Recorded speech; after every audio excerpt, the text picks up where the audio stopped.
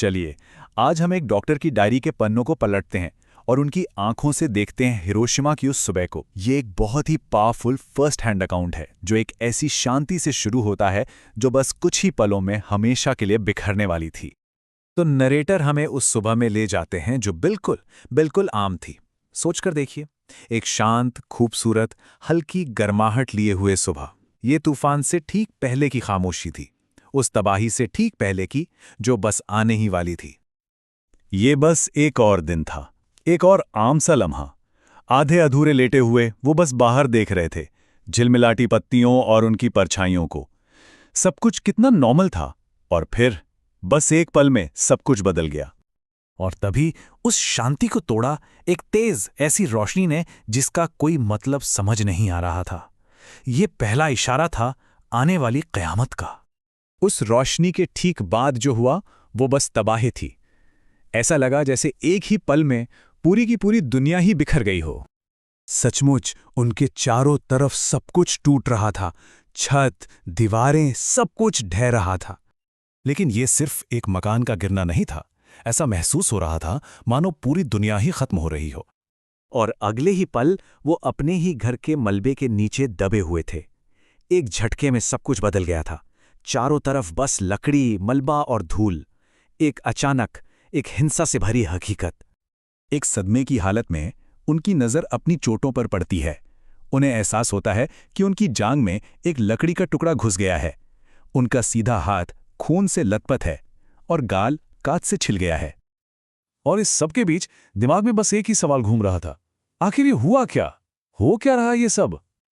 लेकिन उस बड़े उलझे हुए सवाल से भी पहले एक छोटा, ज्यादा जरूरी सवाल मन में आया। मेरी पत्नी कहाँ है? ये क्वेश्चन, वो कहाँ थी? जब वो बाहर निकले तो देखा कि पूरी दुनिया एक खंडहर बन चुकी है। अब इस बर्बादी और दहशत के बीच उन्हें और उनकी पत्नी को एक सुरक्षित जगह ढूंढनी थी। लेकिन तबाही अभी रुकी नहीं थी। ये सब कुछ लाइव हो रहा था उनकी आंखों के ठीक सामने। एक घर पहले झुका, फिर हिला और फिर गिरकर धूल में मिल गया, और उसी धूल से आग की लपटें उठने लगी। एक डॉक्टर होने के नाते उनकी पहली सोच थी काम पे लगने की, लोगों की मदद करने की, अस्पताल पहुंचने की। लेकिन उनके खुद के शरीर ने उनका साथ छोड़ दिया। पैरों ने जवाब दे दिया, प्यास ने उन्हें जकड़ लिया, पर पानी कहीं नहीं था। उनका दिमाग आगे बढ़ना चाहता था, पर उनका जिस्म पीछे छूट रहा था। मजबूरन उन्हें अपनी पत्नी को आगे भेजना पड़ा। और जब वो चली गईं, तब एक भयानक अकेलेपन ने उन्हें घेर लिया। उस पूरी बर्बादी के बीच वो बिल्कुल अकेले रह गए थे। तभी उनकी नज़र कुछ लोगों पर पड़ती है जो पूरी तरह से नग्न थे। पहले तो उन्हें समझ ही नहीं आया। सोचा शायद ये लोग नहाकर आ रहे हैं, लेकिन फिर उन्हें एहसास हुआ, नहीं, किसी अजीब चीज ने, इस धमाके ने उन सब के कपड़े उतार दिए थे। ये उस विस्फोट का एक और गैर इंसानी असर था। और अब उनका ध्यान धीरे धीरे अपनी तकलीफ से हटकर अपने आसपास मौजूद दूसरे लोगों पर जाता है, उनके अनुभव पर। उन्होंने देखा कि लोग भयानक दर्द में हैं, लेकिन कोई चिल्ला नहीं रहा था, कोई रो नहीं रहा था।